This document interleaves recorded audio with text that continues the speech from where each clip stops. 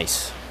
And we are in the kitchen with Chef Wes Stepp from the Red Sky Cafe in Duck, North Carolina. Welcome. Welcome. We have deliciousness displayed in front of us, and I'm so excited. Why don't you tell everyone what you'll be making for us today?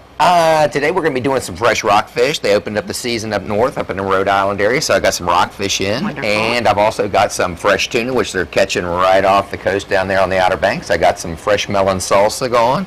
Got some fruit carvings working over here. Do you see these? This is insane. How do you do that? I don't actually. I've got a guy at work that just can bang them right out. Very good. That is impressive. So we're going to make some nice stuff today, and it's going to be light, and it's going to be summery, and it's going to be fun. A lot of great colors. Yes, ma'am. So it seems like it's going to be great. Well, we'll get started in all of that in just a moment. And we are in the kitchen with Chef Wes Stepp from the Red Sky Cafe in Duck, North Carolina. Today's making a couple of fresh menu favorites. Pan-seared rockfish with cucumber, dill, and crab meat, and a chili rubbed tuna steak served with summer melon, cilantro, and crab salsa. First, though, yes, ma'am. We're starting right here. Yeah, we're starting right there.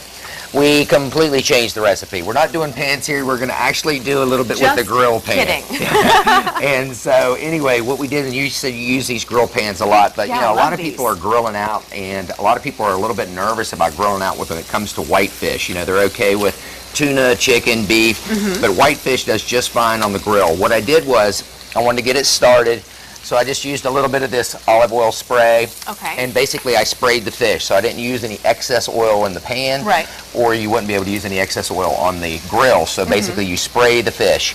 Now, if you sprayed the grill top directly, then basically all that oil just burns right off, you know what I mean? So we don't want our fish to stick, so let's look at it. Makes sense.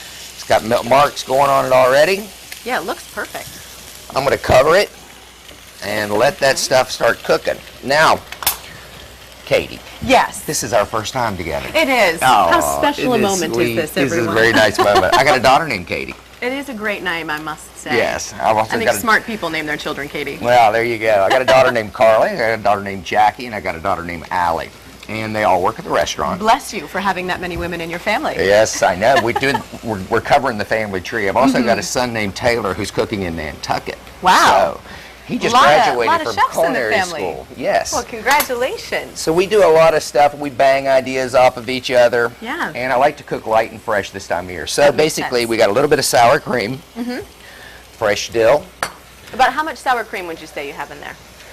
Or did you I'd say I have just about this much. Got it. Okay, so take a look at that, folks, if you want to make this at home. It's about a half a cup of sour cream. Okay. And it's all going to depend. I'm using a little bit of fresh kosher salt and cracked pepper. Now, I use that a lot.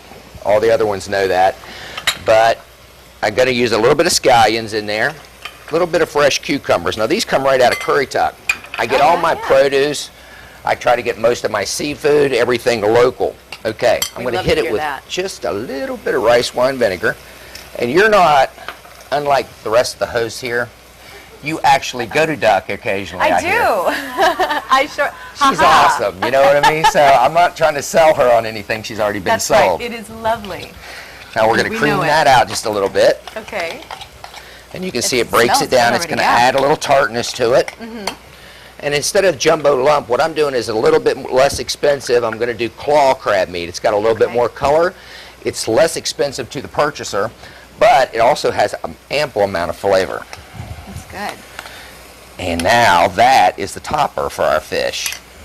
And it cooks up pretty quickly. Oh yeah, that sucker's done.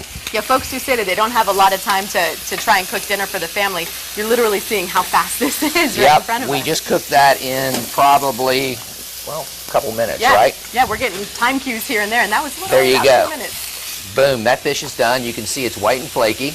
And if you all have a big mirror at home, you can try that too. There you go. Next, we'll talk about the watermelons and stuff. But anyway, the fish is white, flaky, ready to go. It is falling apart. That means it's really done. You want to cook the white fish pretty much all the way through, so it's not like a medium rare or something like you might order with fresh tuna. We're going to top it right there. Doesn't that look good? It's short, and it smells fantastic. Fresh. And then we finish it off with a little bit of cherry tomatoes. My favorites. Fresh dill, because that's what we use to garnish. And then you know what? You made my onion into a flower. Look at that. Making things bloom right here on live TV. First bite is always taken with your eyes, so you want to not skimp on the presentation. Absolutely. Absolutely beautiful. And next we're going to come back and talk about how to prepare that tuna. Chili rub tuna with a fresh melon salsa. Looking forward to it. We'll be right back. And we are here in the kitchen now, and lots happening. We've got the tuna steaks cooking already. Yes, ma'am. We got the tuna steaks cooking. What we did was I put a little bit of cumin, I put a little bit of Cajun spice. I've already seared going around the edges, you know. Kosher salt, cracked pepper. We've got a really nice yellowfin tuna. How do you go about picking the right tuna steak? What should folks look for? Well, there's a couple different things that you want to look for. One is if you go to the regular grocery store or whatever, sometimes you'll see a really almost a bubble gum looking tuna, and it'll say sushi grade or something. Well, that's a frozen tuna that they freeze right on the boat, and they. So basically, you want to look for almost like you're looking at meat. It wants to be a nice deep red color. The other thing is whenever you're any kind of fish you buy. It's just the rule of thumb is you don't want it to be slimy. You don't want it to, if it has an odor, a strong odor of fish, pass. Forget it. You know, keep going. It just makes me cringe thinking about it. Yeah, you're going, well, it's fish. It's supposed to smell like fish. It's not supposed to smell that fishy. This doesn't smell like fish at all. You know, it's got a very, not at all. Yeah. The other thing is know your seasons. You know what I mean? It's like if you're going to get salmon down here, then you know that it's not coming from locally and da-da-da-da-da. So you really want to check that product. Now, you see we got a little bit of the garnish going over here, the watermelons. Yes. We do a big, since we're kind of new together, we do a lot of catering down there on the Outer Banks, and we do a lot of wedding caterings, you know. We're doing a big one this weekend at the Corova at the Wild Horse, which is in four-wheel drive country. We go anywhere to cater. But one thing that we like to do is we like to do a little bit of different presentation. I'm glad I brought the watermelons up since we got these beautiful Polynesian dancers. This is sort of Polynesian-ish. Our producer asked if we could crash the wedding. There you go. Maybe we should ask the bride first. Anytime. And I've got a guy at work that carves all these things. We do with pineapples, and I've got, what is that, Todd the turtle? Did you create the turtle? Yeah, I think Ariane sewed that earlier in a segment. She made it all herself. Excellent job, Ariane. And but fruit is not just for garnish. This time of year, it's also going to be part of this dish. So what I've got is, have you ever had a yellow watermelon? No, I have not. Try Am this. I going to okay, today? You got cantaloupe. Okay. Regular watermelon and a yellow watermelon in the center. Okay. Basically, those are just the three watermelons. You're going to get to try them. I got a little bit of fresh mint and fresh cilantro across the top of them. I've diced all these up. Make sure you don't have the seeds in there because we don't want people spitting seeds. Yeah, let's avoid that. We're just going to toss that in. I hit it with a little bit of rice wine vinegar.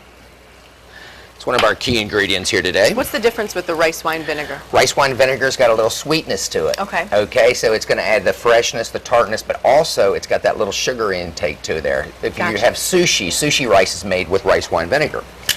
Okay, I'm going to use a little bit of scallions. Tossing that up. Over here behind door number 1, we have a little extra virgin olive oil. Okay. Now on my mirror, what I did was some assorted sauces. I did a curried aioli, and I did the red sauce is very spicy. It's sriracha, which is a Thai garlic chili paste.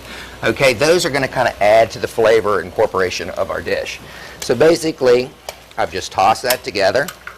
I'm going to throw in, once again, the claw crab meat. Today we're doing a lot with crab meat because hard-shell crabs are fully in season right now. Crab meat's fully cooked when you get it. So I like to serve it chilled.